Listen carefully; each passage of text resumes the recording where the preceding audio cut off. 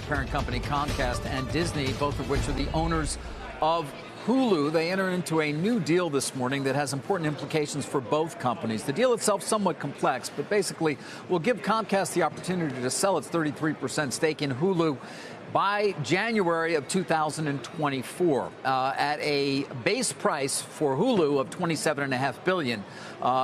It could be higher, and there will be the rights to actually have an appraisal of the asset at that point by both parties to determine, in fact, if and when there is a sale at that point, what it should be worth. But an important deal in part because it does give Comcast a free option on the continued growth of Hulu over that time.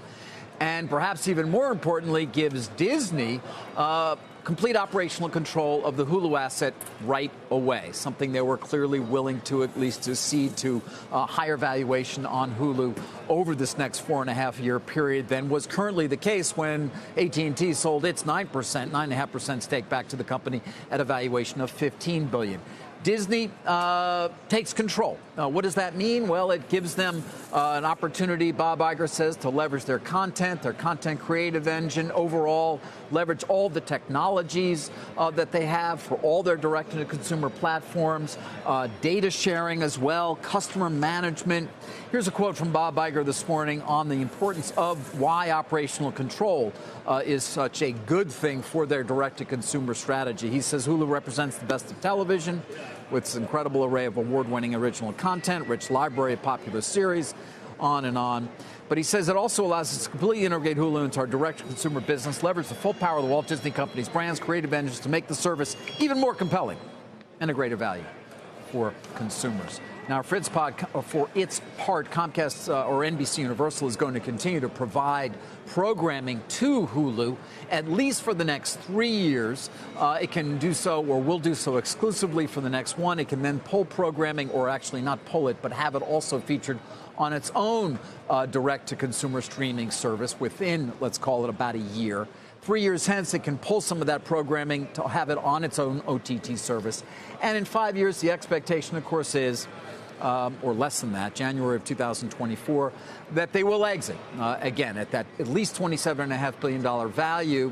Now, their stake could go down from 33% to 21% should Comcast choose not to fund any of the capital calls that may be forthcoming over those next 4.5 years from Hulu, but that would still put it at a $5.8 billion value. So both sides saying, hey, it's a win. Disney, we get full operational control and now can control the complete future of Hulu and use it as a part of our overall direct-to-consumer strategy with Disney Plus and with ESPN Plus. And for Comcast, kind of a free option over a period of time, getting paid while they wait to provide that programming as well.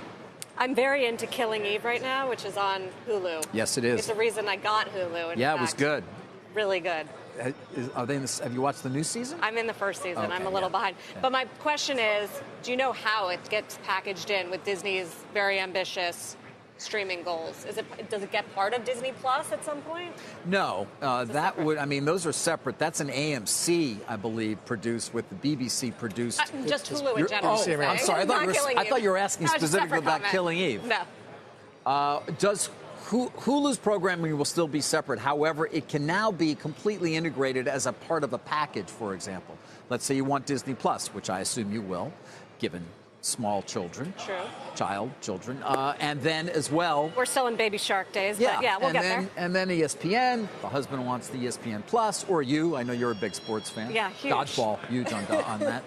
And so there will be an opportunity to have discounts on all three. They can share content, potentially at least across platforms, at least in what they're saying, and information, which is even more important, the data.